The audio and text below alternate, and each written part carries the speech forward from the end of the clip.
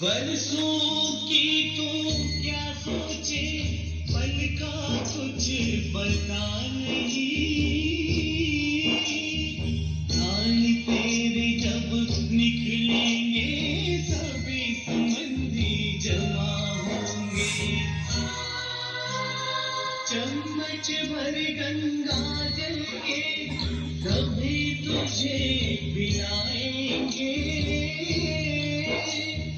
आटे पानी के लड्डू को सामने रख चले जाएंगे, जब कोई जरूरत ना होगी, जब कोई जरूरत ना होगी तुझको से खाने की,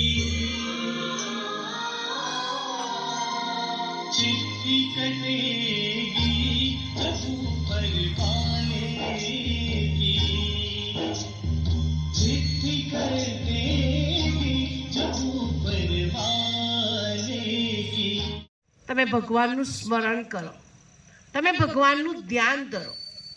માટે જ કોઈ પણ દેહ છોડે તો રડવાની જગ્યાએ, શોક કરવાની જગ્યાએ પરિવારના સ્નેહીજનો, સંબંધીઓ બધા ભેગા થઈને ભગવાનનું સ્મરણ કરે તો એ આત્માને શું મળે છે? શાંતિ મળે છે. માટે ભગવાને કહ્યું, હે વાલા બાળકો, તમે સબને યાદ ના કરો, પરંતુ સર્વના સદગતિ દાતા ભગવાન શિવને યાદ કરો. કેમ કે મરણની ક્રિયાકર્મની અંદર બીજા કોઈને યાદ નથી કરતા. આપણું શરીર XYZ કોઈ પણ મંદિરે જશે તો આપણો અંતિમ સમયનો બાજરીના લોટનો લાડવો કોના મંદિરે જાય? કોના મંદિરે જાય? બોલો બોલો, મહાદેવના મંદિરે જાય. 365 દિવેટનો દીવો પણ ક્યાં જાય? મહાદેવે જાય. અગ્નિ સંસ્કાર કરીને ભાઈઓ દીવાના દર્શન માટે ક્યાં જાય? મહાદેવ જાય. સરવણી કરવા માટે નદી કિનારા પર મંદિર પણ કોનું છે? શિવજીનું છે. કેમ કે શિવ અને જીવ, આત્મા ને પરમાત્માનું ગહેરું કનેક્શન છે.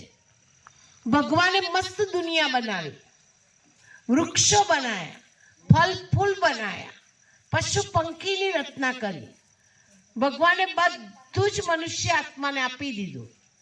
બ્રહ્માજી કે હજુ કંઈ ખૂટે છે, એટલે કોથરો ભગવાને તો ઊંધો પાડ્યો.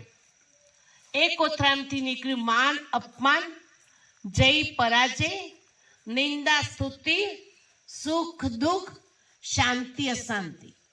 શાંતિને ધીમે રહીને ભગવાને પોતાના ચરણ નીચે ડાબી દીધી. બ્રહ્માજી જોઈ ગયા કે ભગવાન તમે આ શું કરો છો? તમે મનુષ્યને બધું જ આપ્યું અને શાંતિને તમારા ચરણે કેમ રાખી? બહુ જ ફાઇન ભગવાને જવાબ આપ્યો, શાંતિ એ મોનોપોલી ચીજ છે. જો હું શાંતિ આપી દઈશ તો કોઈ મારા શરણે કે ચરણે આવશે નહીં. માટે આપણે ભક્તિની અંદર ગીત ગાઈએ છીએ. પવિત્ર શ્રાવણ માસની અંદર સ્તુતિ સ્વાર્થ માટે એમની તકલીફને આપણે એ જો જાતે સહન કરી શકે, આપણે થોડા સહન કરવાના? કે જે થોડું સારું છે કે દુઃખોની અંદરથી તો શું થયા? છૂટ્યા. ઘણા લોકો એવા હોય છે કે ડોક્ટરોને પ્રાર્થના કરે, ગમે તે હિસાબે મારા બાને તમે બચાવી લો. જે બાને નથી રહેવું પણ પરાણે શું કરે છે? બધા રાખે છે. જ્યારે જૂનું કપડું ત્યાગ કરી બીજું કપડું ધારણ કરશે તો કેવું મળશે? નવું ફર્સ્ટ ક્લાસ મજાનું. બાનો આ જીવનનો અંત છે, પણ બીજી કોઈ જગ્યાએ નવા જીવનની શું છે? શરૂઆત છે. નવા જીવનની શરૂઆત માટે આ જૂનું પુરાણું કપડાનું શું કર્યું? ત્યાગ કર્યો. ગીતાની અંદર ભગવાને કહ્યું, હે અર્જુન, આ સૃષ્ટિરૂપી નાટકની અંદર જે કોઈ આવે છે એ કાયમ માટે નથી રહેતા. એને જૂનું પુરાણું વસ્ત્ર થાય છે, એટલે વસ્ત્રનો શું કરવો પડે છે? ત્યાગ કરવો પડે છે. આત્મા તો અજર અમર અવિનાશી છે. આત્મા કદાપી મરતો, એ તો ખાલી ખોરિયું બદલે છે, વસ્ત્ર બદલે છે. અને એટલે જ બા માટે આપણે પ્રાર્થના કરીએ કે બા તમે જ્યાં જાઓ ત્યાં ભગવાન તમને શાંતિ આપે, સુખ આપે અહીંયા જે પરિવાર હતો એનાથી પણ બહુ બેસ્ટ પરિવાર પ્રાપ્ત થાય એવી અમારા પરિવારના સર્વ સભ્યોની શું છે પ્રાર્થના છે. આપણે આત્મા નિમિત્તે શાંતિનું દાન આપીએ છીએ. તમને એમ થાય બે અમે પ્રાર્થના કરીને આત્માને શાંતિ પહોંચે કરી? 100% ગેરંટી હાથે કહું છું.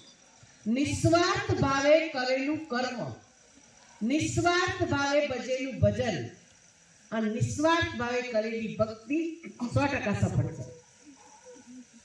કેમ કે સ્વાર્થ નથી, બાતો આ દુનિયામાં છે નહીં.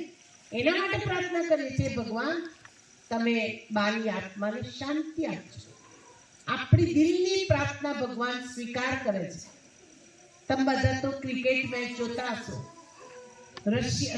આફ્રિકા, ભારતમાં પણ આવી સેવા કોઈ નહીં કરતું. મારી વાત ખોટી છે ખરી? આખા ભારતમાં પણ આવી સેવા કોઈ કરતા કોઈ નહીં કરતું. આટલી નાની ઉંમરની અંદર કોઈની 1 રૂપિયાની અપેક્ષા વગર જંપલાવી લીધું ગાંધી બાપુની જેમ.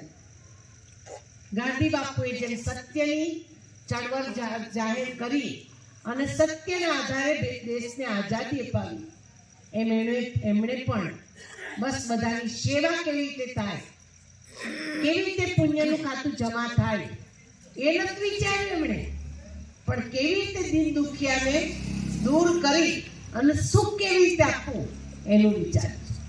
હું એક નાની બેન તરીકે તમને રિક્વેસ્ટ કરું છું, તમે કેટલી એફડી જમા કરી, કેટલું બેંક બેલેન્સ જમા કર્યું, કેટલા તોલા સોનું કર્યું, કેટલા કપડાં, કેટલી જમીન, એ બધું અહીં રહેવાનું છે. તમે જેવી આંખ મીચશો ને બધું અહીં. સિકંદર બાદશાહ બહુ પૈસો ભેગો કર્યો, બહુ પૈસો ભેગો કર્યો, બહુ પૈસો ભેગો કર્યો. શરીર છોડવાની છેલ્લી ઘડીએ લાઈટ થયું કે આ બધું નકામું છે. એટલે એને સેનાપતિને કહ્યું મારો દેહ છૂટે ને તો મારા બંને હાથ નનામીથી શું કરજે, ખુલ્લા રાખજે. આજુ ખાલી હાથે જઈ ગયો છું. મારી અર્થી હકીમો, વૈદ્યો ને ડોક્ટરો પાડે કે આટલા બધા હોવા છતાં મને કોઈ બચાવી શક્યું. અને મારી અર્થી પાછળ જે પૈસો મેં ભેગો કર્યો છે ખોબલે ખોબલે, કેમ કે પહેલાના જમાનામાં તો ચાંદીના સોનાના શું હતા, સિક્કા, બધા વેરી કાઢજો કે જેથી ગરીબ લોકો સુખી થાય. કોરોનાનો કાળ આપણને બધાને ચેતવણી આપી ગયો છે. ઇટલી જોઈએ છે, કઈ થાય તો ફટ દઈને દવાખાનામાં લઈ જાય.